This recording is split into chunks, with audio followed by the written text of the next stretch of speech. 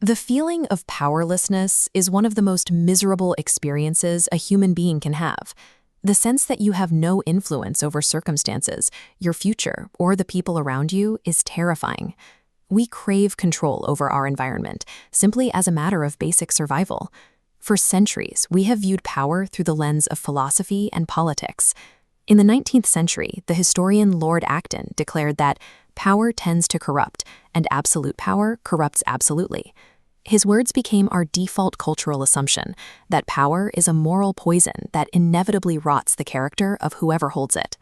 Modern psychology reveals a much different reality. UC Berkeley psychologist Dacher Keltner identified what he calls the power paradox. People usually rise to leadership positions because of highly positive social qualities, empathy, generosity, and a talent for bringing people together for a shared purpose. The paradox is that the moment an individual actually achieves that authority, those exact empathetic traits begin to rapidly fade. The central nervous system physically rewires itself in response to the state of having authority over others. Power is a measurable biological event that actively alters brain chemistry. To understand why leaders behave the way they do, we have to look closely at what is happening inside their heads. The transition into a role of elevated status triggers an immediate physiological shift. The brain activates the behavioral approach system, downregulating the behavioral inhibition system. This triggers a dopamine spike, increasing activation in the left prefrontal cortex. This creates sharp tunnel vision. The leader becomes intensely focused on rewards, filtering out risks that might slow them down.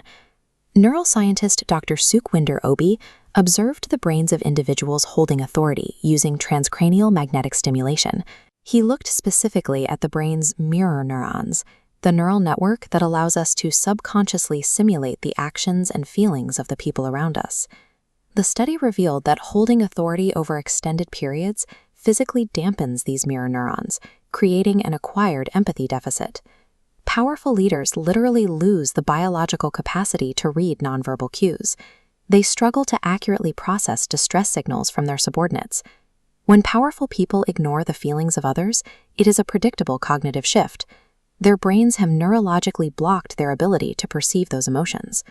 For decades, the narrative that power corrupts anyone who holds it relied heavily on Philip Zimbardo's Stanford Prison Experiment. Later analysis of those volunteers found they already scored higher on traits like narcissism and aggressiveness compared to the general population. Power operated as a magnifying glass, turning up the volume on the impulses those individuals already had.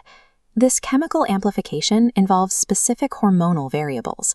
In experimental games conducted by Samuel Bendahan, corrupt behavior peaked specifically when high power intersected with elevated levels of testosterone. When this amplified state operates without strict accountability, it develops into a formalized condition known as hubris syndrome. Formalized by neurologist and former politician David Owen, hubris syndrome is characterized by supreme self-confidence, absolute contempt for criticism, and reckless decision-making.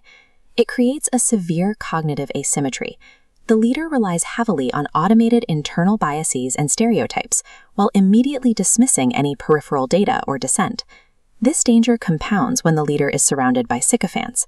Isolated in an echo chamber, they begin to mistake their personal will for absolute truth. Authority turns a person's pre-existing motives into a self-justifying and highly destructive logic. If the human brain naturally adapts to authority by destroying empathy, leaders face a serious dilemma in trying to survive with their character intact. They cannot rely on self-awareness alone to stay grounded.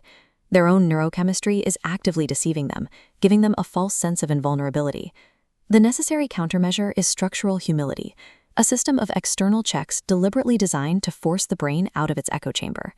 The first tactic is intentionally hiring disagreeable advisors.